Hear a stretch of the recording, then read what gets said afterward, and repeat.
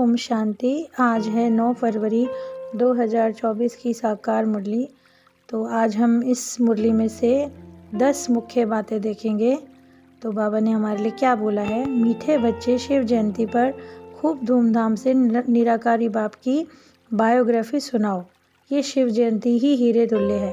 प्रश्न है, तुम ब्राह्मणों की सच्ची दिवाली कब है और कैसे।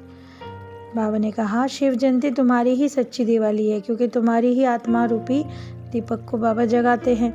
तो पहली बात तो ये कि सच्चा दीपक बाबा बनाते हैं, तो हमें खूब धूमधाम से शिव जयंती को मनाना है।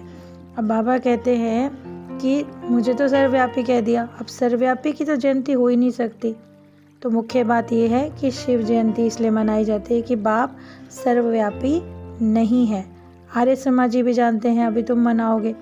तो अभी हमारी जो 2024 के हिसाब से 88 जयंती हो गई। तो जन्मदिन तो सबको याद रहता है, तो वो है निराकार। फिर बाबा ने कहा, उस निराकार, बाबा ने अपना परिचय खुद दिया ना कि उनका नाम है शिव। ये है मुख्य तीसरी बात कि बाबा का नाम शिव है और उनका नाम ही सदैव शिव ही रहता है, यानी परमात्मा शिव। हम आत्माओं के तो नाम, हमारे कपड़े हम आत्माओं के चेंज होते रहते हैं, परंतु परमात्मा का नाम वही रहता है। दिन प्रतिदिन धूमधाम से समझते रहते हो कि शिव बाबा की ब्रह्मा के तन में प्रवेशता होती है, क्योंकि उनकी कोई तिथितारी नहीं है ना, मतलब ऐसा कुछ फिक्स डेट नहीं है कि जब बाबा की इस दिन प्रवेशता हुई। हम लोग कहते भी तो हैं, प्रभु तेरी महिमा अपरंपार है, तो कोई इनकी महिमा को बता नहीं सकते, पर हम जानते हैं वो ज्ञान का सागर है, शांति का सागर है। तो बहुत भक्त लोग हैं जो ऐसे ही कह देते हैं, लेकिन अब हमें तो कितना फक्र रहना चाहिए, क्योंकि शिव जयंती ही हीरे तुल्य है। मतलब बाबा ने कहा ना कि और सब जयंतियाँ मनानी वो इम्पोर्टेंट नहीं है जितनी कि बाप की जयंती। तो श्री कृष्ण द्वारा भी बाबा ने जो उनको बनाया है, तो मुख्य एक बात ये भी है कि जब हम श्री कृष्ण की जन्माष्टमी बनाते हैं तो ये दिखाते हैं कि उनको टोकरी में ले गए।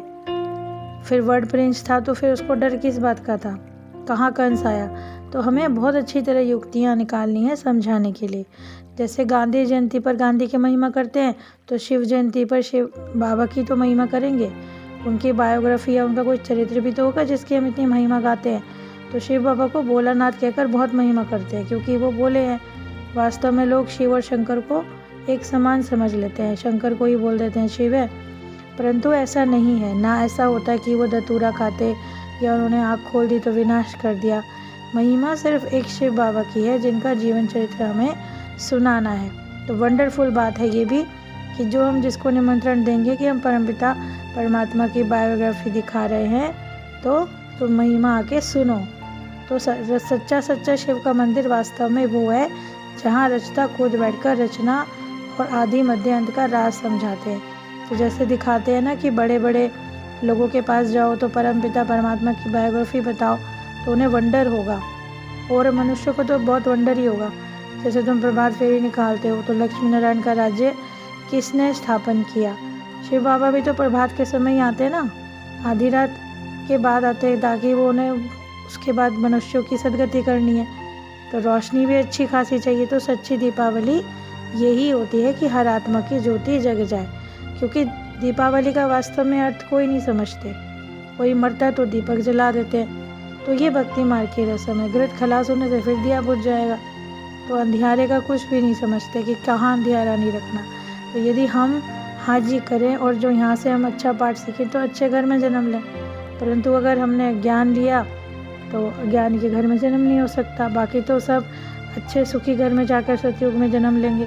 तो विवेक भी कहता है, जैसी अवस्था वैसा जन्म। तो जैसे जैसे शास्त्रों में संस्कार जैसे हम पढ़ के ले जाते हैं, तो यदि हम शिव जयंती मनाते हैं तो हमें इसका अर्थ पता होना चाहिए। बच्चे पढ़ रहे हैं तो बाप भी तो पढ़ा रहे हैं ना, उनको टीचर हैं। सिख लोग कहते हैं सतकाल, वास्तव में तो आत्मा ही 84 जन्म लेती है। जब कल पूरा होता है तो खुद ही आकर बाप बताते हैं। इससे पहले तो बाबा प्रवेशता कभी नहीं हुई। दिन प्रतिदिन नई बातें बाबा समझाते रहते हैं। अभी भी बहुत बच्चे कहते हैं, बाबा आपका 2 दिन का बच्चा हूँ। तो समझते हैं ना कुछ कल पहले मिसाल, इसमें बड़ी नॉलेज है। तो बाबा ने ये बताया कि शिव जयंती मनाने से जो बाप तुम्हें स्वर्ग की सौगात देते हैं, जो तुम्हें राजयोग सिखलाकर विश्व का मालिक बनाते हैं, उस बाप की बायोग्राफी दूसरों को भी बतानी है और कैसे राजयोग सिखलाते हैं। शिव के मंदिर में बहुत अच्छा जाकर मनाना चाहिए। तो बाकी तो किसी की बुद्धि रीति में बैठाना पड़ता है, एकदम से तो नहीं समझ में आता। तो बाबा ने बोला कि गाँवड़े में गाय बकरियाँ चराते थे ना, गांव का छोरा। बाबा ने जब प्रवेशता करी तो बाबा को क्या बना दिया, सदगति दाता है ना वो। तो मुख्य बात एक ये भी है कि शिव के मंदिर में जाकर शिव की ही बायोग्राफी सुनानी है और सीधा सीधा अगर हम ऐसे कह देंगे तो वो बिगड़ भी सकता है, तो युक्ति युक्ति समझाना है। तुम बोलो आदि सनातन देवी देवता धर्म के हो, तो आजकल बस हिंदू कह दिया है। फिर बाबा याद प्यार देते हैं, मीठे मीठे सिखिलते बच्चों प्रति माता पिता बाप दादा का याद प्यार और गुड मॉर्निंग। रूहानी बाप की रूहानी बच्चों को नमस्ते। हम रूहानी बच्चों की रूहानी माता पिता बाप दादा को याद प्यार, गुड मॉर्निंग और नमस्ते नमस्ते। शुक्रिया बाबा, शुक्रिया।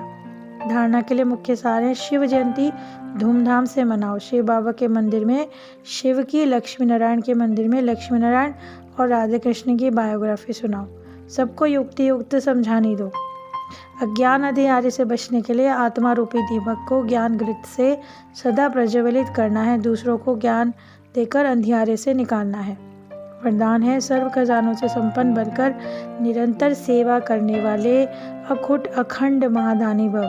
बाप दादा ने संगम युग पर सभी बच्चों को अटल अखंड का वरदान दिया, तो इस वरदान को जीवन में धारण करके महादानी अर्थात जो सहज सेवाधारी बनते हैं वो नंबर 1 बनते हैं। तो द्वापर से भक्त आत्माएं दानी बनती हैं, लेकिन अखुट खजानों के दानी नहीं बनती। तो विनाशी खजाने के वस्तु के दानी बनते हैं, लेकिन आप दाता के बच्चे सर्व खजानों से संपन्न हो तो एक सेकंड भी दान के बिना नहीं रह पाते। स्लोगन है, अंदर की सच्चाई सफाई प्रत्यक्ष तब होती है जब स्वभाव में सरलता हो।